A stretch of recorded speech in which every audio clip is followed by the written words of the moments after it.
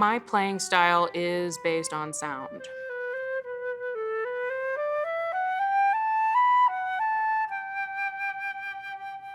It's all about sound. That was kind of given to me when I was born. My father played sonar drums, and my mom took that and made it my name. My name is Sonora Slocum, and I am principal flute of the Milwaukee Symphony Orchestra.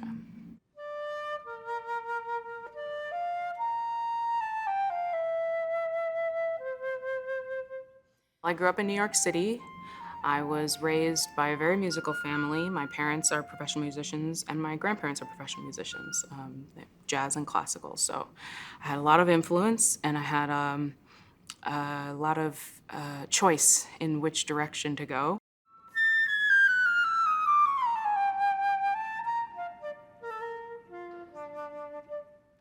I fell in love with the flute, but it was more a calling. Once I tried it, I was just hooked.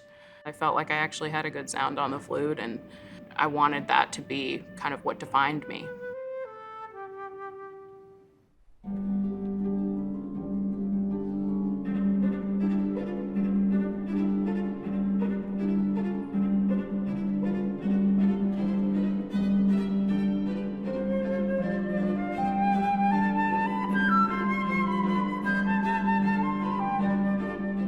The way I've been able to make space for myself in classical music is just by being me and unapologetically myself, and no matter what environment I'm in. That's been a challenge. It's really hard to get a job, period.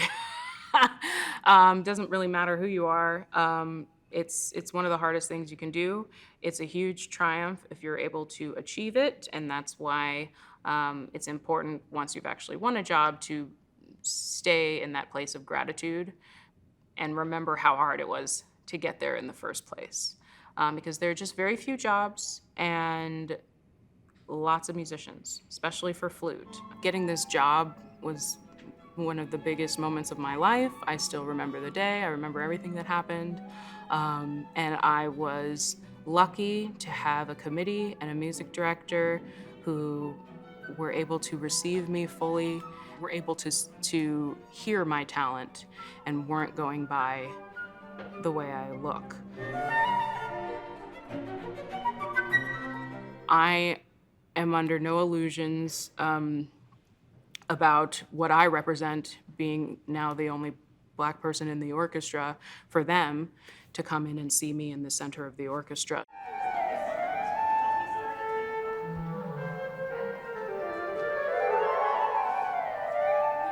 These initiatives, to diversify all of these institutions,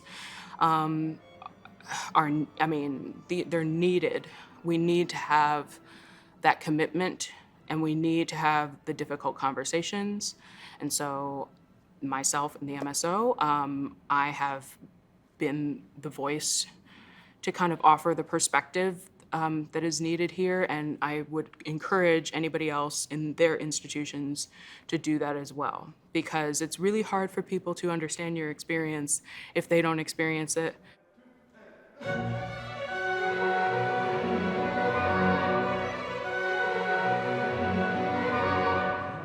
People should come to see the MSO because the MSO rocks, okay? We're really good, and we have been good, and I feel like maybe some of the other orchestras have been sleeping on us. Like, we're really next level.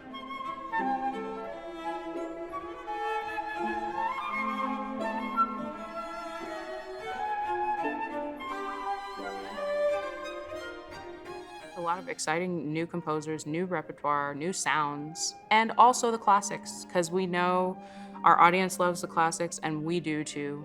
And so it's going to be a mixture of both of those things.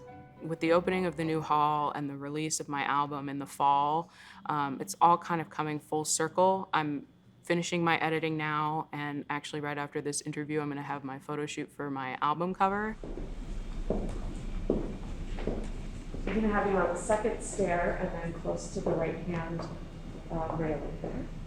For me, it's a really exciting re-entry time, And I'm grateful that the MSO is collaborating with me on this release because mutually beneficial relationships are what this industry needs to be. My goal has always been to bring in more audience members of color, more queer audience members, and when I see, I sometimes scan the audience, and when I see, a few black and brown people peppered through, or some gay couples on a date, I get really excited and I play for them. This is Milwaukee's home.